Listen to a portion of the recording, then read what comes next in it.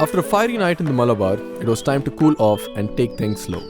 And nothing makes life slower than the mountains. And Kerala has a whole bunch of them. But all we needed was one place to reset and refresh. And also the food. Let's not forget food, that's a default. Anyways, this one is going to be about a day we spent in the misty mountains of Munnar. But before we get to Munnar and the walks and the talks, how about we do some snacks in a tiny little village that packs a puffy little surprise.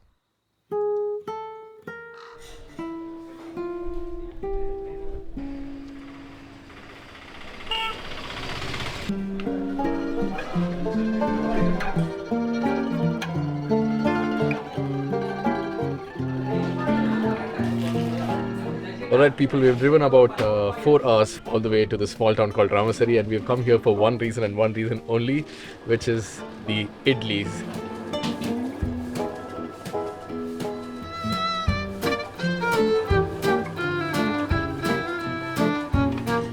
A few months back when we were researching about Kerala and we were researching for food for vegetarians, we found this one particular idli joint that prepares idlis in this very unique way. उसमें एक बार 3 इडली निकलने सकते हैं। पुराना है ये, 200 वर्ष हो गया। ग्रैंड मदर मेरा उनका ग्रैंड मदर ऐसा।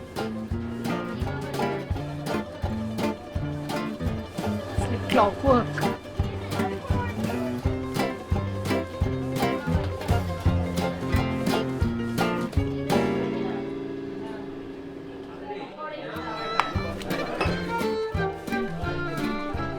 There's the pudding. This is coconut oil, right? Nice little greasy thing.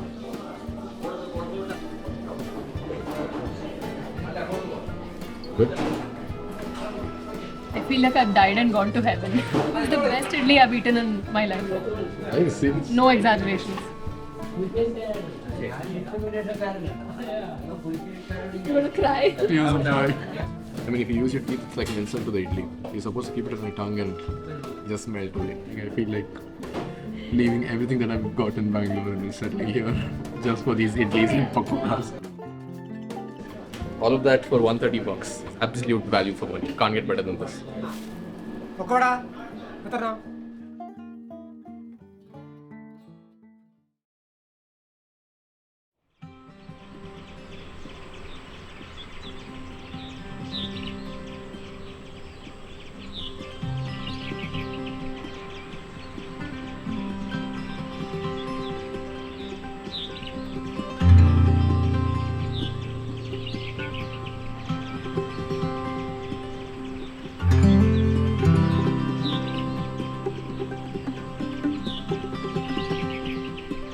What's up guys? How's it going over there? We are back today with another episode from beautiful state of Kerala. Today we are in the town of Munnar, known especially for its tea and its honeymooners. We are surrounded by shades of green everywhere and there's a constant backing track of these birds chirping. Sometimes it feels like we're sitting on top of a cloud, and we kind of are because you have like these spectacular 360-degree views from up here.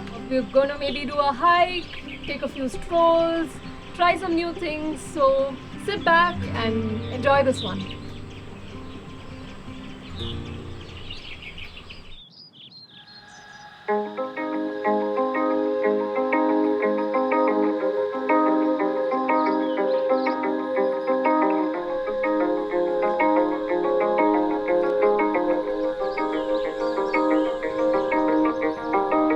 Alright guys, beautiful morning here in Munnar, and it's almost like this town is waiting for the enthusiastic tourists to come and embrace it, right?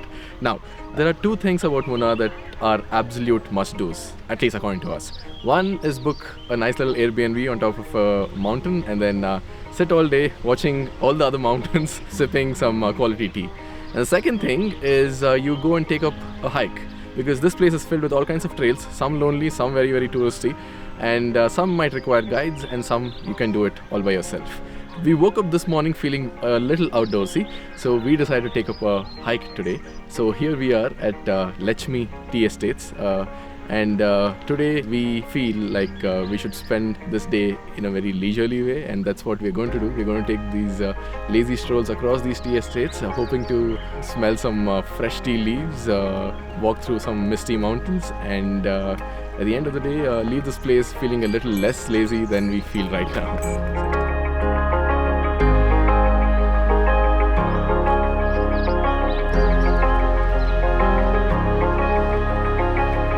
I think it was time that we introduced our local guide here, Mr. Shreyas, who's been taking us through this walk, because this is one of those treks that or hikes that you cannot do by yourself. It's better if you have somebody who's local here who can tell us exactly what this is about. He'll be with us for the next, 5 or 6 hours. Yes. And maybe he'll give us a lot more knowledge that we could have not been able to consume otherwise.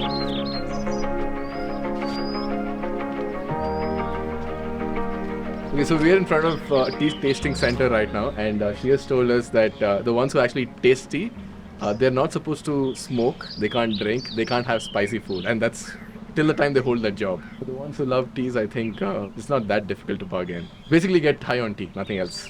Something new that we learned today.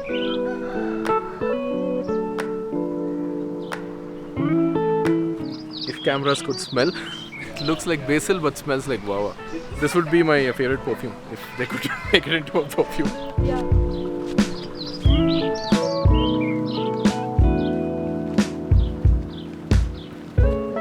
With the prices going up, and I feel like giving up. You give something. Normally the tea leaves are collecting like this only. One big leaf, one little smaller. The best candidate for picking, one big, one medium, and one that is just kind of sprouting. We decided to remove our jackets because when we got out it was pretty cold. Now with all that sweating and the sun finally coming out, it's getting a little stuffy. Yes, are there snakes around here? Not poisons. Ah, okay. That is That's okay. all we need That to is know. okay. What are you eating, Push? Wild berry. We think it's blueberry. It's very, very sour and tangy, but it's really good. It has a strawberry-ish feeling to it. So we started off this hike kind of in the morning where the mist was still settling down. We walked through the tea estates, which was the first leg of our walk. We saw a lot of the plantation workers' homes. We saw so many different kinds of birds and berries and all these wildflowers. Initially, all these places were just forests, and then they were converted into these plantations.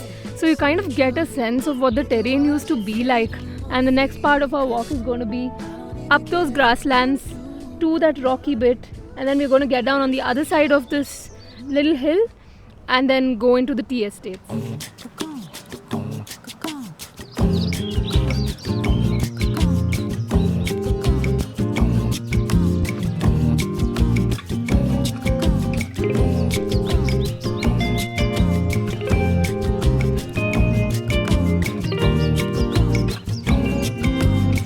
Standing down on the bus stop, trying not to feel cold.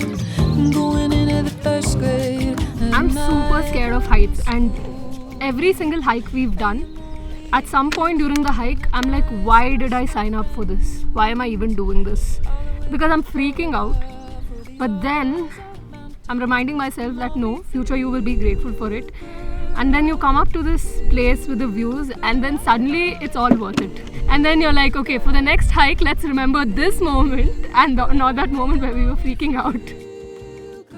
It has so many dimensions, right? Like visually, orally, you smell things, you see things, you feel things, and sometimes these videos don't make any justice to any of these hikes. So it's very, very common for me and Pooja to get a little existential when we are doing these hikes, because we are like, what's the freaking point?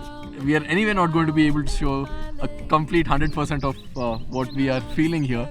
We'll only show a two-dimensional transform of a multi-dimensional experience that we are having. But yeah, nevertheless, no problem. We'll do our best to represent the beauty of this place as best as we can. Shreyas just told us that we must be 80% through, It should take us about 20 to 30 minutes more, and afterwards it's all downhill. So I am a very happy man right now because downhill is something that I really enjoy. Uphill, not so much. But then when the rewards are this good, I don't mind putting in the effort.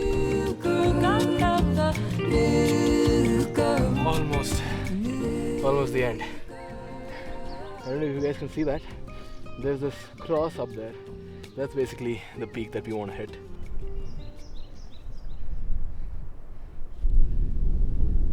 In our victory speech, the first thanks goes to Mr. Thank you. Cheers. here for guiding us all the way to the top. And we have to tell you that Shreyas had fever yesterday, and he still came with us all the way to the top. So. And he didn't let us know until we were midway. Yes. Yeah.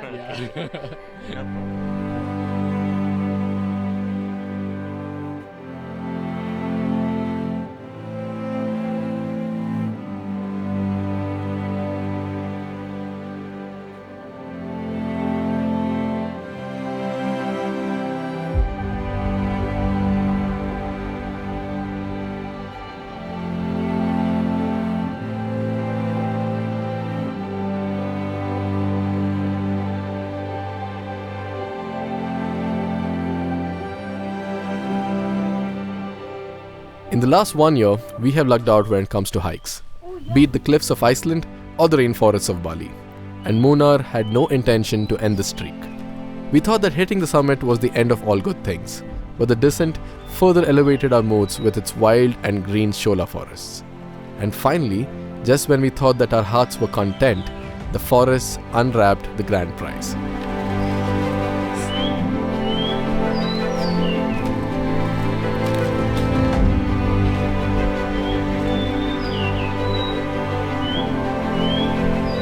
We've come to the end of our hike here in Lechmi Hills. It has been a very, very rewarding hike. If you have a little bit of fitness, which we are now confident we do, it's a lovely 4 to 5 hour walk which takes you through different kinds of terrain. Everything which is so characteristically Munnar, right? So we went through a tea estate and then we went through grasslands. And the next leg was all hills. But then there's a small patch of shola forest and now we're back at a tea estate again. So yeah, I'm feeling very happy. And hungry. So let's go get some lunch Meals, or dinner, South South Indian Indian meals. Yeah. Kerala sadya. Let's go. Whatever we get. Yeah. Now there are some cravings that are difficult to resist. And amongst these are the cravings of the stomach that are impossible to resist. We were hit by one such temptation.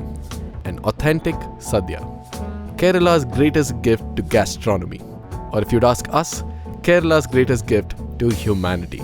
It was no surprise that we drove 2 hours down the mountains so we could experience 20 minutes of this culinary nirvana. So what do you think? It looks good, at least the photographs look good. I got a bit distracted and I wanted to take the North Indian thali, that is like no. We're in Kerala, we have to do the sadhya.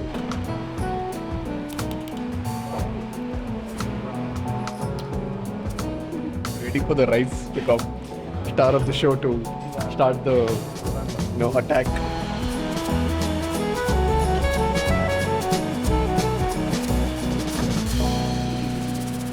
Traditional Kerala sadhya has like a bunch of different things, mostly like little curries and small knickknacks that you can mix with your food. It's like a flavor and a texture explosion at the same time. And the best part is it's had with like this hot red rice. The only issue with southern meals is there's so much FOMO because there's so many ingredients. You're like, what does this combination do? What does that combination do? And all of that. And in the end, you end up eating only like half of the stuff. Dance many dance, many, but classical Kathakali and Munnar. I am starting in the 12 age start, going to the institution, and every morning 4 o'clock wake up and the full body foot massage, and 4 o'clock and 6 o'clock ready, okay, and 8:30 to 1 o'clock ready. And how many years you 9 years. The singer are singing, that meaning, that the expression and gestures are foot movement and expression.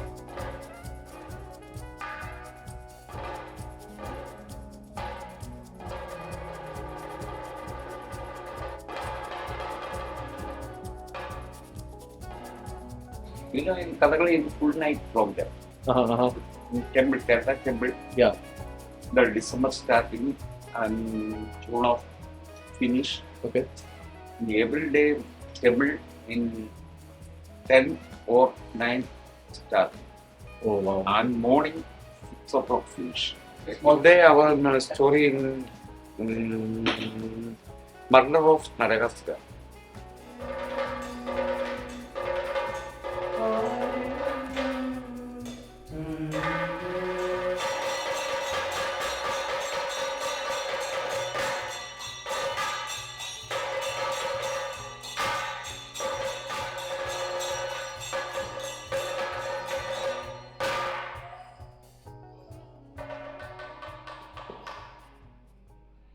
And with the death of Narakasura, we decided to call it a night. It was a perfect ending to a day well spent in the mountains. See you next week, everybody.